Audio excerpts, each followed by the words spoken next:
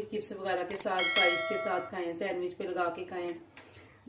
कोई भी अगर आपकी डिश बनती है रमजान में तो आप इसको मसाला बना के आप रख लें घर में, तो आप इसको यूज करो। घर के मसाले ही ज्यादा यूज कर रही हूँ मैंने जो सा ना ये काली मिर्चें ले रही हूँ मैं 2 टेबल स्पून, मैंने 1 टेबल स्पून चीनी ली है और 1 टेबल स्पून मैंने भर के अदरक का लिया है और मैंने 1 टेबल स्पून लहसुन का लिया है और मैंने कश्मीरी लाल मिर्च ली है और कुटी हुई लाल मिर्च मैंने ली है 1 टेबल स्पून, बड़े टेबल स्पून है। दालचीनी के 3 टुकड़े लिए हैं, ओरिगेनो 1 टेबल स्पून, 10 मैंने सब्ज इलायची ली है, काला नमक लिया है मैंने 1/2 टेबल स्पून से और बड़ा जो है ना ये चम्मच नमक का, सफेद नमक का लेना आप 1 टेबल स्पून।